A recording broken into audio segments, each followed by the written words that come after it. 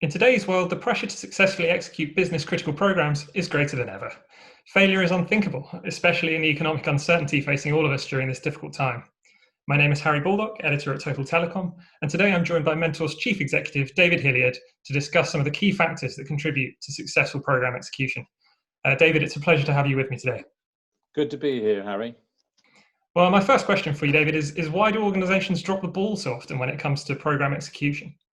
So before I get into this, we know the cost of program delays and partial failures is too high, industry-wide. Wouldn't it be good if every business critical program worked properly, especially in a 5G world with new networks and IT systems where it's a new game and complexity has gone through the roof. Dropping the ball is a metaphor for making a bit of a hash of the 5 key factors underpinning successful program execution. By way of analogy, if you drop a ball in rugby, typically it's because a player receives a bad pass, they aren't concentrating, their skill level isn't good enough, or they're under pressure from opposition players. And the team miss scoring opportunities, which could cost them a crucial championship game. On programs, the 5 factors or balls, they get dropped for all the same reasons: not paying enough attention, skill and experience gaps, and pressure. The 5 balls are alignment, program plans, program organization, suppliers, and dependencies. They're all covered in our guide, Don't Drop the Ball. So drop one or more of these and the odds are your program will fail. And in a 5G world, that will be an expensive business. Why does this happen? It happens because management teams tend to be populated with very strong and experienced functional specialists, marketing, technology, operations, and so on. And even if a program is strategically important to the future of the business, normal daily operations tend to dominate and sideline new programs. Although functional leaders are really good at what they do, sometimes expert, they don't usually have deep program management experience.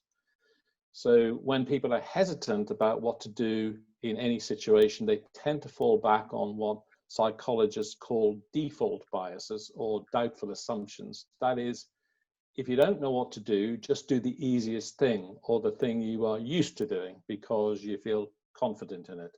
But this confidence sets up some risky blind spots on complex programs. People misjudge the risks of not nailing the 5 factors down. It's never malicious, it's an experience issue. But unless you personally run a few business critical programs end to end, you'll always be prone to misjudging what could go wrong.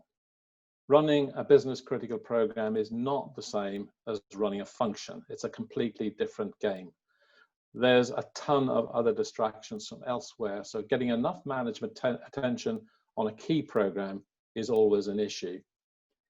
Even though functional leaders may be star performers in their functions, critical program leadership skills and experience won't be there. It's not their fault, but they don't know what they don't know, and it's hard for them to compensate for that.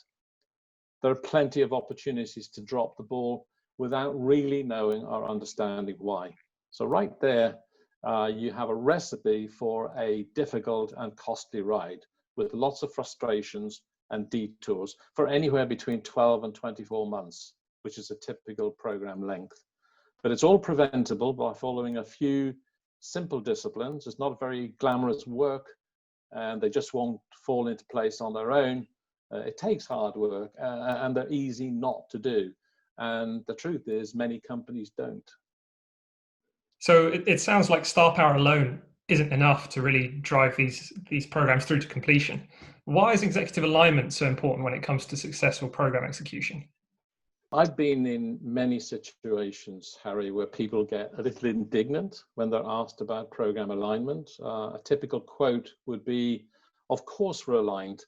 The 6 of us meet regularly to discuss the program and to fix problems." Well, that's good, but 6 isn't enough. What about the scores of people in and around the program who see other managers behaving at odds with the strategy? they get confused and they quickly start believing company politics is more important than alignment. In those sorts of organizations, the who is more important than the what. And trying to work in a political setting like this is a thankless and difficult task. So lack of alignment is a silent program killer. Its effects are deeply corrosive. Everyone thinks they have it, but the evidence from most programs is pretty clear. They don't. You want everyone in the business to understand and act on the same message. If the message isn't strong enough, you get confusion all over the place and things fall apart pretty quickly. It helps to think of building alignment as a pyramid with 5 levels with vision at the top. What's important is to unite people around the program vision. What opportunity are we trying to make the most of? What major business problem are we trying to solve?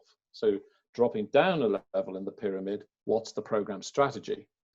What do we need to do to succeed specifically? Drop down one more level, what tactics will we use?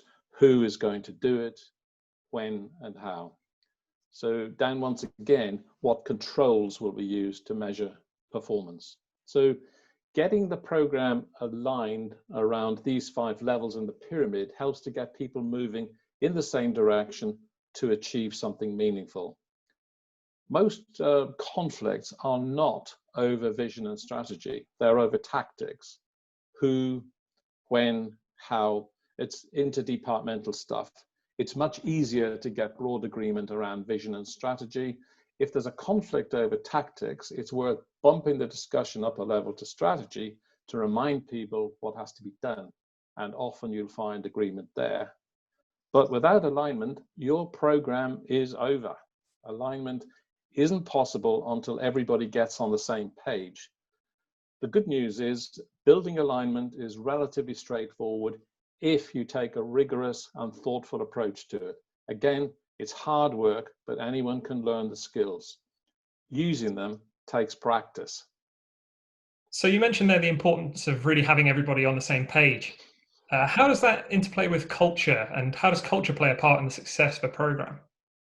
There are many academic descriptions for company culture, but simply put, culture is shaped by written policies and informal practice, and gradually this stuff merges over time to become a company culture.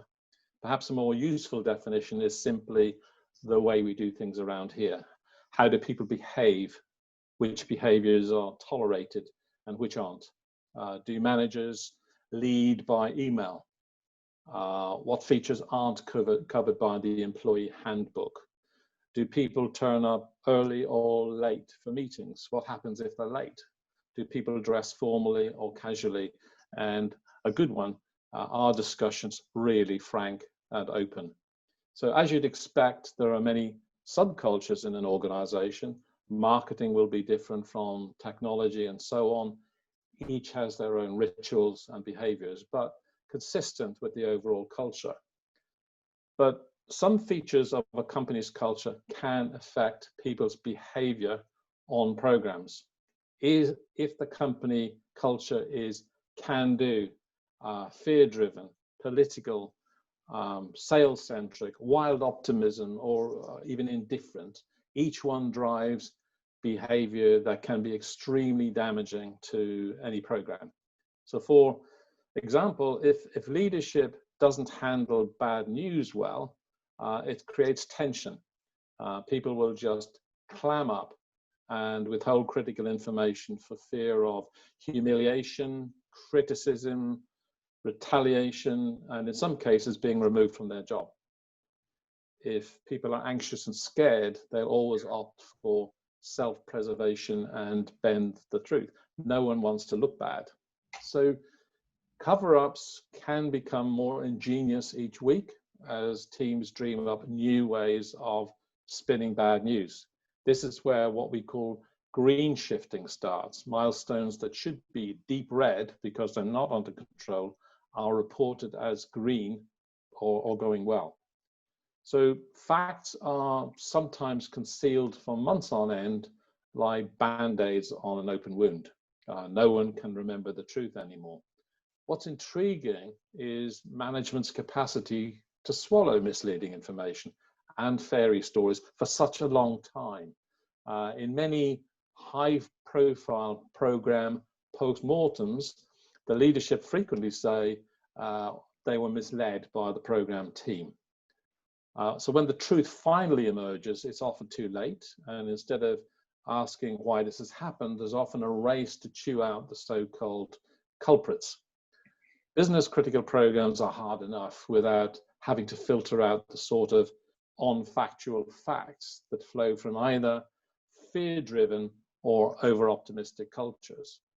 It's good to have a tough and challenging program setup, but not at the expense of frankness and openness. People must be encouraged to focus on the facts, not on stories that cover up bad news.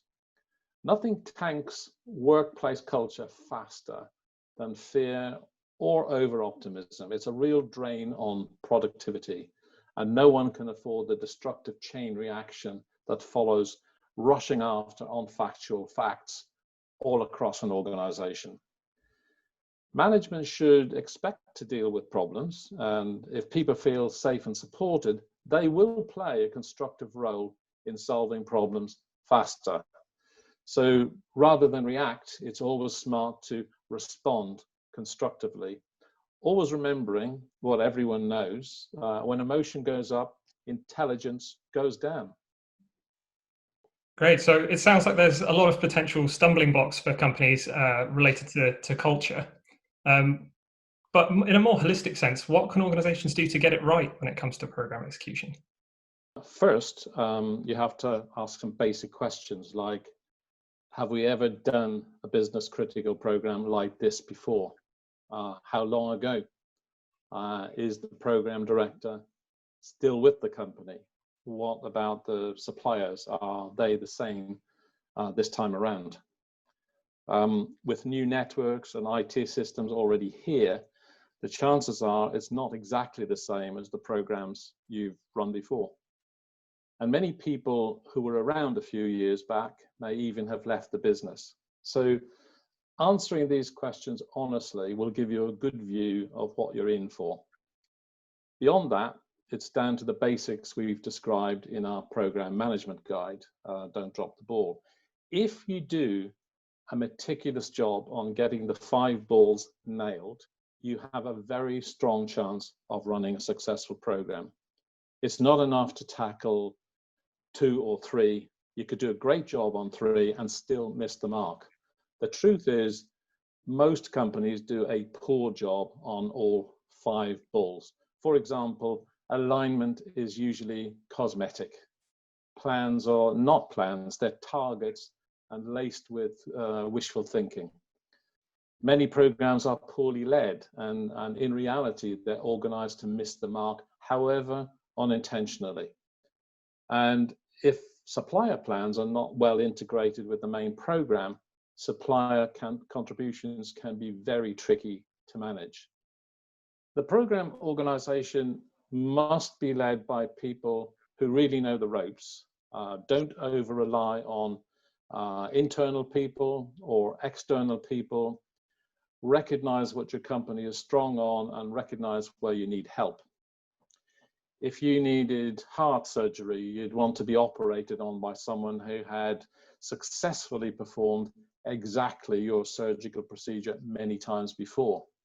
If it was a strategy gap, you wouldn't hesitate to bring in outside help. So why hang back over execution, where the stakes are just as high, perhaps even higher? It's all about being pragmatic. It's all about balance. So think about the 5 balls as a 5-way padlock. You have to open all 5 locks in the padlock to clear the path to execution success. Even with 4, the padlock still remains shut. So spend lots of time building alignment, get pragmatic and gritty about program planning, use reliable planning metrics, put a tightly focused core team together to do the work with no distractions. And remember, the wrong people don't fit at all. No matter what their experience is, they gum up the works and damage the culture. The right ones bring a special harmony to the way things run. Manage your suppliers tightly and deal effectively with the huge interdependencies between projects. So the investment in doing all of this properly is time really well spent. And from experience, it's substantially cheaper than paying for a rescue situation further down the line that could easily run into millions. Many times, it's much, much more than you might imagine. Usain Bolt is an insanely talented athlete. He holds world records for the 100 meters and 200 meters, but he would be the first to admit he could not have achieved everything he did without a tightly focused, multi-skilled, and cohesive team behind him. He knew what the balls were, and he didn't drop any of them, and he got it right when it really mattered. David, thank you for your time. Nice to meet you, Harry.